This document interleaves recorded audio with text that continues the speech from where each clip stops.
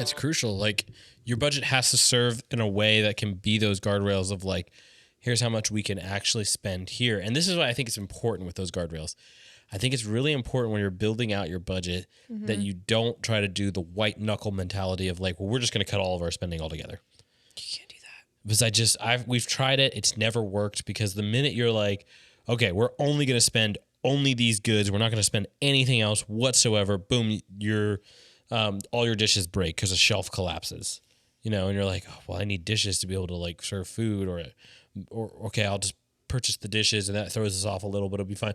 Like you have to put in there something. And this is why it's so important to try to get to the point where you have an emergency fund or at least be in there factoring in. Like we have a section that's just called expense and it's just a certain amount of money every single month that is just dedicated to, we don't know. There's going to be something like just in cases, there's going to be something we need to get. There's going to be like a last minute birthday that we didn't know about. There's going to be something we couldn't plan for within our purchases. So we have to go spend it. And that's just the reality of it. Like, okay, boom, sorry.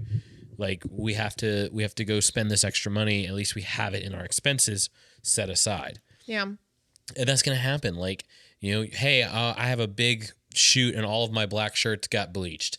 Got to go figure out how to get a black shirt so I can wear it for my shoot. Yeah. Like, got to wear black on set. Like, those things happen. And because they happen and because they're just stuff that pops up, you got to figure out how to deal with them. Life's going to life. Life is going to life. So. And that's why it's so important to have a budget that is flexible and has wiggle room. So you're not, okay, I've got all $100 I make each month, which I hope is more you make, but all $100 I make each month goes directly to my $100 worth of bills. Okay, well, the issue is then you're not getting anywhere. And what happens when you have doctor's appointments? What happens when something breaks? What happens when you have to get your oil changed in your car? What happens when, it's like there's a lot of things that can happen. Yeah, which is like we have it structured in ours. They have, because we now use an app called Monarch. We have rollover accounts, which are like auto maintenance. Every single month is budgeted, even though because we drive the reliable cars, we don't really have much maintenance on them, which is great. But you will need it. We will need it. Like I know I'm going to have to get an oil change at some point. Like I know these things are coming. So I have them budgeted so that when they hit, it drains that account and then we keep adding back to it and we're ready to go again next month. And it doesn't pull from our emergency fund. It's just something we're always putting in there. It's also not something we're worried about like cutting into very often because like we have it factored in there. Because if you don't, here's what ends up happening. You'll start doing your budget. You'll have everything going around and then boom, need an oil change or boom, got a flat tire, need to get that patched and you'll go buy it. Now you're putting stuff on credit. Now you're having to pay that back. Then you have to take it from something else. And then you end up with the spiral. That snowballs out of, that is hard to rein back in. Credit cards have like 30% interest now. It is so easy for it to spiral out of control. And that also leads into like, the other thing of how we personally do our monthly, because we get paid at the top of the month. Correct. That is how our thing goes. It's not like a bi-weekly thing, but we get paid at the top of the month. And I didn't know that there was a smart way to use a credit card until like you kind of sat down and you were like, hey, this is good. Like, cause obviously if you have discipline, but like we'll have like, we pay everything for the month that's been budgeted on our credit card. Yeah. And we pay it off at the end of every single month. So it's like, that's something that, a lot of people are like, wait, you pay your bills on your credit card? Oh, we pay almost everything except for there's a couple. We don't pay the mortgage on it. We can't pay. They don't pay the mortgage on it. They won't let you do that, which for good reason, because people would, and that is the terrible idea. That is not good. That's direct draw. Like obviously, like our car payments are that way. Yeah. But we'll pay everything outside of utilities and car payments are on the credit card or whatever we get at Costco because they don't take our credit card. Yeah, but like, so there is a smart way to use a credit card, in my opinion. Well, Dave Ramsey will tell you there is not. And I think from his perspective, the people he's dealing with, he is right. If you are already in lots of debt, a credit card is not going to get you out of debt. It is not a tool to use to be smart and leverage. Yeah. If you're not a disciplined person, and like the discipline by like, if I hand you $100 and send you to your favorite store, can you walk through that store without having the inkling to like go spend something. Yeah. Can I send you on a diet into a donut factory where they're offering you free donuts? Are you going to take it? Yeah. Like, if you're not a person that can actively resist temptation, handing you a credit card is a disaster. It is a grenade that you are being handed with the pin out, and just be like, don't let go. Yeah. Just don't let go. And it's a bad idea. I personally think, because I look at it from a historic perspective, credit has been awesome for what it has done for the global economy in the world. Like, if you look at The Wealth of Nations, and like, it's a good book if you want to read about kind of the early stages of how this all started. Credit was great because, like, let's say, like, all the money used to be concentrated in the elites, like the people who had all the money in the world, which is kind of sounding like what it is now. But back in the day, it was like these rich people had all the money. Somebody who didn't come from generational wealth could go and get a loan.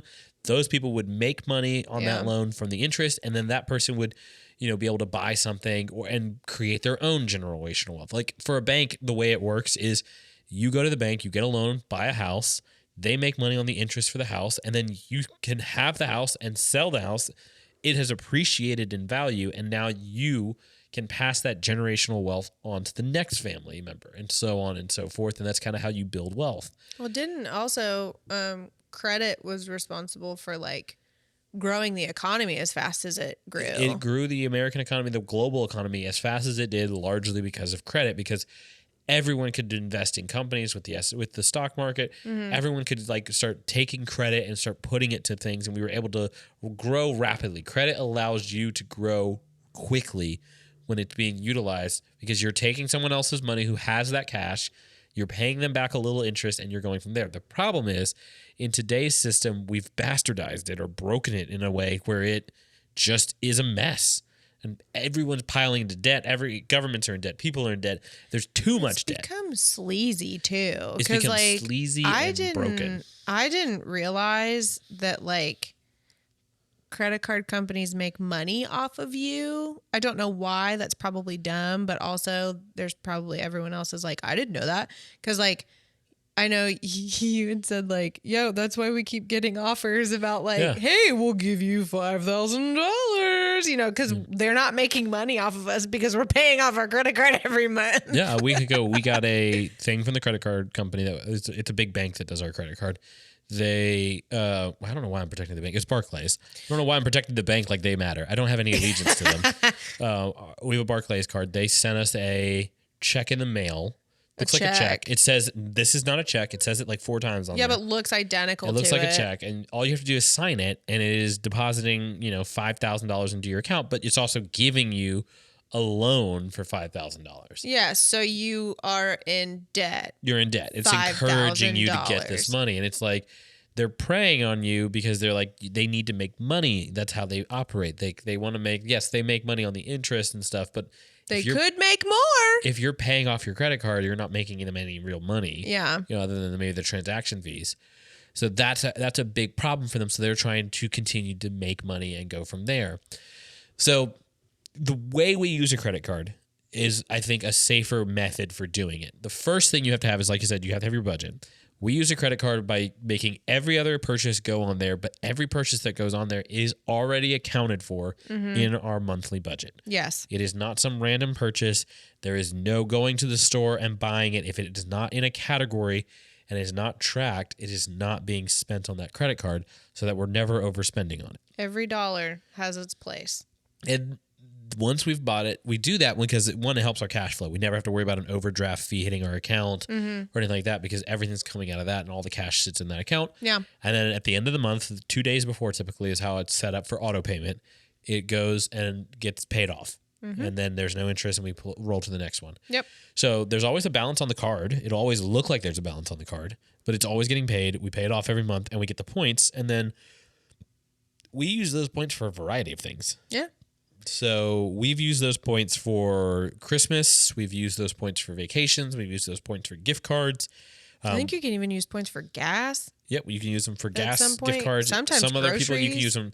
If you get if like we switch to like some other cards, you can do for travel. You can Like do flights. a lot of things. There's a lot of options and varieties for things that you can do with credit cards, which makes them really, really awesome and a great option in general to be able to kind of leverage that income and you're basically get paid to spend is what I look at it as.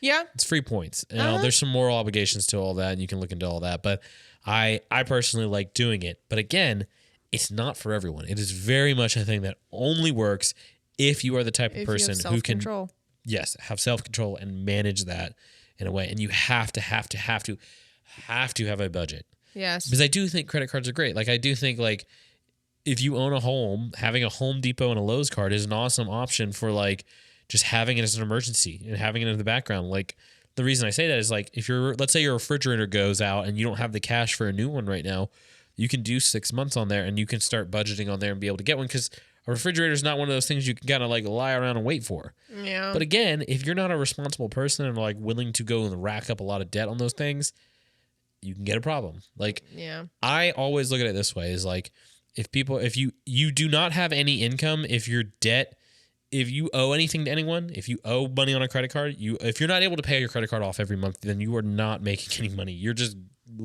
working on a zero because you're piling the interest up because the interest is brutal on those things. It's bad. It is brutal. It's so bad, especially on like things like student loans and like. Well, student loans and those loans aren't as bad as a credit card. A credit card is a high interest loan. It is like 30%.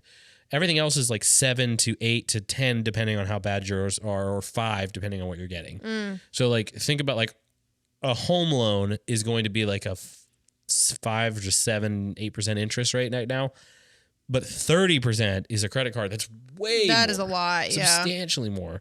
Like, and credit card companies will try to trick you too, which is like they'll try to trick you into like, hey, no, do this loan right here. It's better than going and getting a loan from your bank. And it's like, no, it's better to go get a personal loan than it is to get a credit card loan. Yeah, seriously. Plus, also thinking about the fact that these credit card companies are just after getting money from you and being scammy and slimy. It's like, don't trust them. Yeah, don't trust them. Go to your bank. It's super dangerous, but that's why it's so important to have that budget and have that strategy, which I think it's worth us going into like what we use and how we do that. Yes. So we recently switched to an app called Monarch. Correct. Which, and I was never involved in our budgeting because I just didn't. I don't know. You had it and I was very much like, I mean, yeah, I trust you. Like I'm, whatever. So it's like, you always just took it over, filled out the stuff, like all that, and I was just like, okay, just tell me like whatever, But it has been so incredibly helpful for me because you finally I think you just randomly, I think when you got Monarch mainly, you were like, you know what? I really think it would be beneficial for you to be involved in this. And see what money goes where, what budget goes where, how much we have for this, how much we have for that. Like, where's our ceiling that we can hit right here? Like, what can we do? That kind of thing. So, and it has helped. It has helped tremendously because we have stayed consistently under budget or at budget for our groceries, which was a really difficult thing to do. But it's helped me a lot. So it's like it's got like everything, right? Like it has our investments, it has our bank account, it has our credit card, it has like all of the things in one location. Yeah. So you can look and see like, and every month we'll sit down and, be like, hey, okay, here's my toiletries. Like, cause I made a list of the toiletries that I get recurring. And so I've like listed out their prices and everything. So now I don't have to guesstimate. And I can just be like, hey, I have to get these things. It's these prices. This is the total of what I need. And you're like, okay, let's budget that and figure out where we need to put it. Like, that kind of thing. So it's been very helpful getting to be involved in the budgeting and understanding like what we have. I think that's a big thing that like the first part, which is like the communication aspect with like your partner on budget is very difficult. It's somewhat easy when you're by yourself because you just be like, oh, this is how much I have. But like when you're working together as a team and you have a joint and shared income, like I'm not necessarily pro the like everybody has their own accounts and all that. Like I feel like that just makes a bigger mess of things. So we have a joint account that we put everything into and like we share accounts. But I didn't talk with you much about it just because it wasn't necessarily I was keeping you out of it. It was just like, no, that was just what we did. And I was very like, okay. I think there's some relevance to it because I think it shows like, so one of the main causes for divorce in relationships is over finances, because finances are stressful and it's difficult. Like if you look, some of the data has shown that like men often don't talk about finances, even if they're not the primary breadwinner, with their spouse, because of the fact that like they feel inferior, they feel like they're failing, they feel they don't match up to their friends. They feel like showing that is a level of vulnerability that they're not encouraged to take part in, and just don't do it. And they don't want to, and they want to avoid the difficult conversations of like, how do we talk about money? It often is a fight, and people want to avoid fights in their relationship. But the reality is, if you don't have that communication, it can get worse. And for women, it's a similar situation, because even if they're the primary breadwinner, they might not take part in it because they can feel, that the system, the way society is they're not supposed to be in charge of the finances. Or they can feel that like if they talk to their husband about the finances, that person might get upset or irritated, or there can be this fight. And like, again, the avoidance of the confrontation often extends the problem. Like the more you avoid having the fight and having the conversation and having that, the more it becomes an issue. And you have to just sit down as a team and realize you're both in the same boat here. Yeah. Like if the end goal is to get to X, which is why it's so important to have an end goal. So important to have like, hey, this is what we want our money to do. We want to be able to retire at this age. We want to be able to do this. We want to be able to invest this much. We want to be able to buy a house. We're trying to get this. Yeah. Whatever it is, you got to have that goal in mind. That way you can work together to accomplish it with a plan. And if you don't, you're often just going to be spinning your wheels, especially when it comes to money, because it is so easy for one person to get off track, or another person to get off track, or everybody to get off track. Mm-hmm. Like, what are you doing to get that? And listen, I hear it all the time. People are always like, oh, I'm just going to go find a job that pays more. I'm going to find a job that pays more. You can make as much money as you want, but if you're spending it as fast as you're making it, it doesn't matter. It doesn't matter how much you make. You're just going to spend more. It's and then, God forbid, you lose that job. Yeah, exactly. It's irrelevant to kind of do that.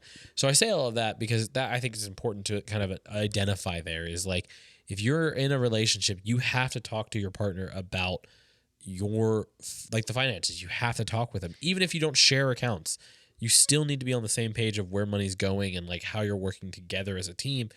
Unless you just really don't want to be a committed like partnership, which is fine if that's what you want to do. But like in your partnership, you should be working together. More difficult though, you should and it's like really be working together.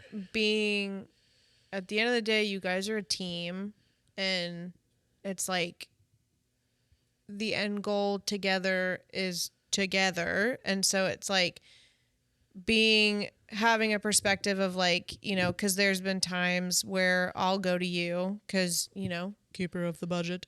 And I'm like, hey, my blow dryer brush broke. Yeah. Like I use it to do my hair, and I can't do it as like, can I get it? Or do we have like, where are we at? And it's not like, can I please get something? Yeah. Like it's more just of a crumb, Saya. Can I have a crumb of a brush? But I'm like, where's our budget at so that I can respect it, because I don't want us to get over budget and snowball and like all that stuff, because I want to like keep the bus rolling together. So it's like, talking about, okay, can we afford it this month? No, maybe next month. Okay, cool. Then I'll hold off. Like you have to be willing to go, okay, I can't have that instantly right now. Or, this month we can't afford to go to a bunch of restaurants or go out to eat as much or, that kind of stuff. You got to respect it. Like, and that goes, I mean, you would do that too, because it's very like, ugh, and you'll come to me and be like, what do you think? Like, I'm interested in getting this or, playing this golf course or whatever. It's a little outside. We could make it work if we but like, what is your opinion? And I'll give you my honest opinion. So, it's a partnership. It's not one person saying, yeah, you can't have anything. It's you both working together and going, can we do that this month? Can we do that over the next couple months? Mm-hmm. Okay. If not, like, the creamy. Yes. The creamy. Our Ninja Creamy. We wanted a creamy. Like we were, we wanted to start making our own, because we've seen all these things on Instagram and TikTok about like protein ice creams, and like we're trying to be more mindful and all that. So it's like you want a sweet treat every now and then. So all of these things were being made with the creamy. So we sat down And we talked about, okay, should we get an ice cream maker or a creamy? We landed on the creamy was the better option because you can do more with it. We did not have it in the budget to be able to get it. And so we both were like, okay, we'll save up. We'll need to save up this amount, monthly, whatever. We set it as a goal on Monarch. Exactly. It was a goal on Monarch. We had the money that we would, put in. And then an opportunity came up for me to have like an extra side job to grab. And it ended up being able to pay for the creamy. So it was like I sacrificed time and took the job because it was something that was important to us, just like you've done. And then we were able to make the money and we could comfortably get a creamy. Like it wasn't, we didn't stress our finances. We didn't put it on a credit card. We didn't do any of that stuff. Yeah. Because we had the money for it. Yeah. So it's like, it's working together. It's all, and that's really what it comes down to is you got to work together as a team. But it really comes down to the beginning of that, which is you have to have a goal. Got to have a plan in place. You cannot create a plan without a destination. And that's why it's so important to have that budget. So I don't want to make it always sound like you have to use like Monarch or one of these apps. Because we did a spreadsheet for the longest time, and spreadsheets are free. Google Docs is free. You can just make one on there, use it. If you have any Apple products, Numbers is free. You can just create a spreadsheet. It's just plus and minus. You can do it. It's basic math. There's nothing super crazy. You don't have to get elaborate with like, I know ours was like changing colors and doing all this fancy stuff at one point. Like pie chart. It was super cool. But part of the reason we switched and stopped using the spreadsheet was because one, this automatically does a lot, which is nice. And two, this isn't a flex. It's going to sound like a flex. It's not. It's just, we have a lot of accounts. I think we have like 15 different accounts between our investments and our banks and like things like that. That was just, our money was spread and it was becoming difficult to log into every one of those. So Monarch became a great option for us to be able to go in, find what we needed, automatically track a lot of it, and then see together on each other's phones at any point, like, hey, this is how much is left in this budget. This is how much is left here. So like when we go grocery shopping and go do these things, we have that. So like our strategy is in there. You got to have a budget. You have to be able to put it all in there. You have to figure it out. So it really comes down to prioritizing things, which are like, here's our income, here's our savings. I always try to put that first of like, here's how much we're putting away, here's how much we're putting into this, here's how much we're doing here. And then the secondary is, okay, here's how much we have to spend. So you're building your spending, like your groceries and all of that stuff, off of what's the income after your savings. Yeah. And the reason you do that is that way you have that extra money always being put away and you're prioritizing. If you build it off the other one, you'll always cut savings first. But if you build your entire life around that other amount, you'll be in a better spot. And that's like the first part of the budgeting thing. That's the first major step in there. The other part of all that is going to be understanding your wants and your needs, understanding the difference between like, this is what I need, this is what I want. If you can get those things down, you're 90% of the way there. Yeah. You're 90% of the way there to being financially controlled and being able to go through. There's still always the chance for a curveball, but you're at least on the right track. You might not be through the woods, but you're at least going the right direction. The last little bit of it is going to be figuring out how to avoid the small expenses. And this is the one where it comes down to, and this is one where I do think it is a do this, don't try to do something else. Maybe there's something that works for you, but it comes down to groceries. Groceries are the ones that will absolutely blow your budget up if you're not careful, especially with how much groceries have gotten now. And it was for months for us too. Yeah, it blew. We at one point were spending $1,000 a month on groceries, which some of you heard that and went, "Oh my god!" And some of you heard that and went, "Oh man, you guys are lucky." Like it really depends on the situation and like, excuse me. It really comes down to figuring out like what's your plan. You have to have a plan for that. So like when we were spending the most, it was because we were not really, one, we had extra income and that helped us, but we two, also had no plan. We had no plan. We never had a plan for the week. Never made a grocery list. We just kind of flitted around. Yeah, we were like, at some point this week we might do this, so let's just get chicken and some beef and some things, and then we'll figure it out. But then you end up not having what you need to cook anything. Yeah. And then you run to the store. Or you buy too much, or you end up not doing the thing that you were like, maybe I'll do that, and then you forget what you said, and then Or you get home and you're like, oh, we're both exhausted. Let's just order such and such. Let's just order this. Let's just call this. Let's just get this. Yeah. Then your food's just sitting in there, like going bad. And then you waste your money. Yeah. And like, listen, there are some people listening to this who don't like to cook. That's totally fine. If you don't like to cook, and like we have friends who are not big into cooking, so like they have like Factor or some of these companies like pre-set in their grocery budget. In their budget. Totally fine. That's a great way to do it. We love cooking in our house. Like we'll bake bread and do all these things, and that's great. So like we make sure that we have pantry essentials, which are like flour, or yeast, all like rice. Which those things we'll get like usually in bulk. Yeah, we'll get those in bulk, usually at Costco, big bulk items. Those things we get whenever they pop up. And then everything else is pre-planned each week. So like we pull out, we have on our refrigerator a little thing that like marks down like, hey, this week we're going to make this. Like we know on busy days, we're going to probably need to get a freezer meal or a crock pot thing. We're not going to be trying to cook. But on regular days, we have it all listed on there. And it does take mental capacity. On a Sunday night, you're not wanting to do it. Like you're just going to be like, I don't want to do this. I don't know what to think of. I can't think of anything. Like you're just not feeling it. But the reality is you're not going to want to do it anymore on a Monday night or a Monday morning or a Tuesday. Like you're never going to want to do that. So you just got to kind of suck it up and go, here's our game plan. Because the worst thing you can do is walk into the grocery store and go, what all do we need? Let me call. Hey, do I need this? Do we need this? Oh, I think we have that. You get home, you bought 2 of them. Like you're going to end up spending. Beans. Yeah. Oh, man. So baked beans were our problem. For years, it was baked beans and it turned into butter. Well, butter, we've gotten better. So baked beans were a problem. Butter's gotten when better. we first got married, I bought baked beans because they were super easy to quick to make for whatever project we were doing. Like you can grill some chicken, have some mac and cheese or rice, and baked beans. Baked beans, super baby. easy. So I'd buy them. The problem was I would forget because they get pushed into the back, and I would go to the grocery store without a plan, and I'd see them. They're almost always on sale, and I was I'd go, oh, we'll just get a can of baked beans. Or then 5. We ended up with like 7 cans of baked beans. Oh my gosh, when we were moving, like Yeah. when we moved out of the townhouse, like we found so many baked beans. So many baked beans. So many. We had a lot of baked beans. But Baked beans were a problem. back to the plan.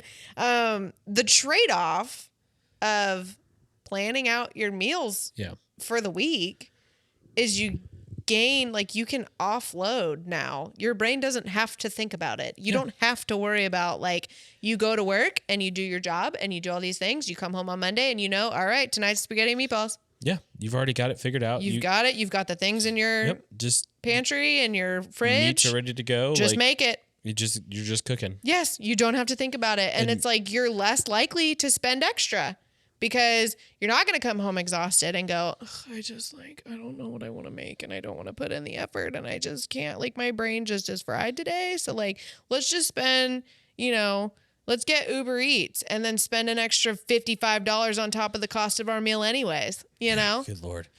Yeah. And I think that's like the reality of like, if you can plan it out, you can make it easier during the week because the week is going to get busy. It's going to be a stressful situation. So like try to make it as simple as possible. And you don't have to do elaborate meals. No one's asking you to make a new curry sauce or something. My gosh, we'll do breakfast. Yeah, like there's for one of the definitely dinners. sometimes it's like, hey, we're just gonna make some pancakes. We're gonna have Brenner.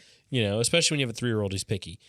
But like we definitely make stuff. Like right now, like I filled it out the other day. I knew we were gonna make flatbreads tonight. Flatbread has been made. It's ready to go. Like and we can be elaborate like that because we work from home. If you don't work from home, you don't have to be that elaborate. No, not at all. But you just have to have some type of plan in place so you know what you're getting and you know what you're getting into, and you can already have it ready to go and at least be able to check off. And it is so easy now to have a grocery list and not have to try to figure out to make up a list or like remember.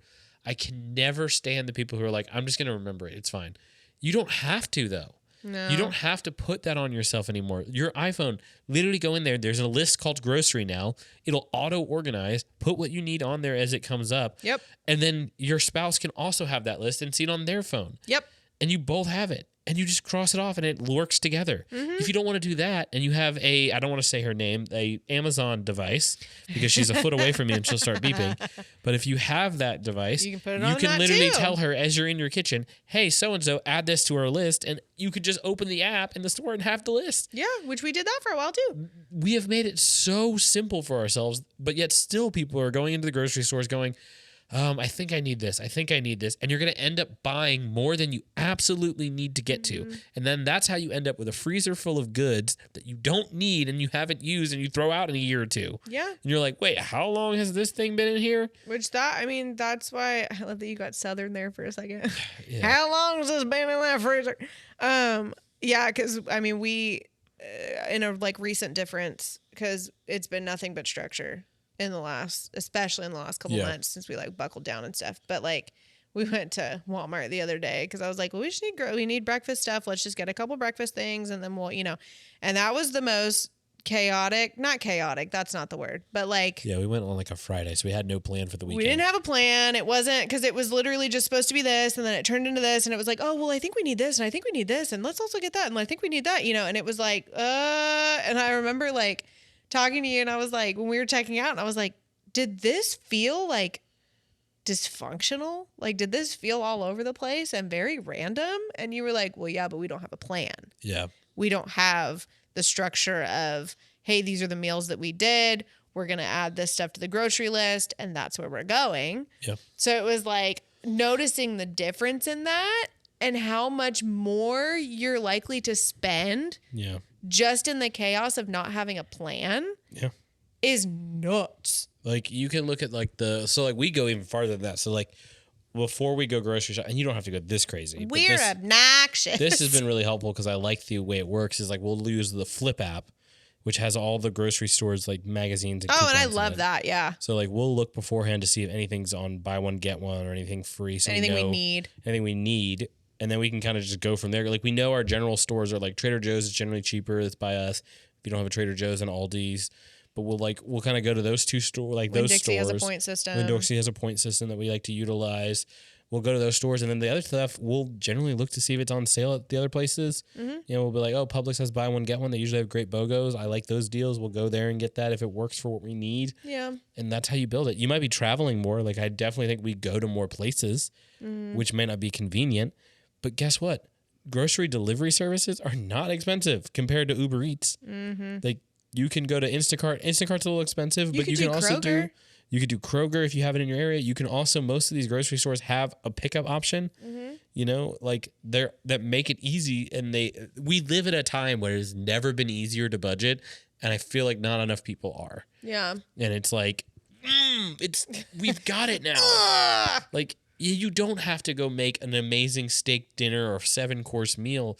You can just own a crock pot. And there's like I think 150 recipes in one of these like Pinterest posts was like 200 crockpot recipes. Have mercy. Throw a dart at it. One of those will be something you can handle. And you literally put it on before you leave. You come back and you have food and ready. It's done and you don't have to worry about it. Like, yes, it means you might have to wake up at like 30 minutes earlier to throw it in there. You don't have to de-thaw this stuff. Again, the trade-off is significant because it's less crap that you have to do later. Yes. So that's our soapbox for groceries because that's how you can save money there. It's a great method. That's a big spending point for a lot of people. Especially if you have kids. Especially if you have kids. Especially and if it's you have like, kids. Having the ability to like navigate, okay, we're going to do this. I was so proud of myself. Like last week, because we had like this amount left. Yeah. And we had our list. And I was like, okay, I'm going to do the best to make it work, And I hit up Trader Joe's because I don't care what anyone says, they're fantastic for produce. Yeah. Fantastic for produce. So a lot of our grocery list was produce and I was able to get that. And I still had room in that budget. It was the end of the month and I was able to spring on the honey that we needed. Yep. So I was like, I'm walk in, winning. And listen, if you don't have any shame going to the grocery store with a calculator and going, no, I do that. This is how much I'm spending. Yes. Like, who cares? And Great. If you can't, and that's the thing is you're being diligent about like, okay, you get all of the things on your list first. Yeah. That would be another piece of advice that I would say. The things on your list that you have, get those first and get them in your cart and have your calculator out and add up everything and see how much it costs. If you have the room in your budget for the week or however you're choosing to do your budget, then look at the extra stuff that you would like but don't need for the week. Other than that, and then you can also look at it and hey, I don't necessarily have the budget for it this week. Or if you want to use that extra money, if you haven't tapped out your budget for the week or whatever, and you let it roll over and you can get something at the end of the month. I don't know. Whatever you want to do. There's a lot that you can do. Whatever your strategy is going to be. I remember somebody said this to me, and I don't remember. It was always semi-true to me, but I feel like it's relevant for this, which was rich people don't care about luxuries, but they'll budget their essentials. Poor people budget their luxuries, but don't care about their essentials. Oh, dang. And the reality of that is so true. Like,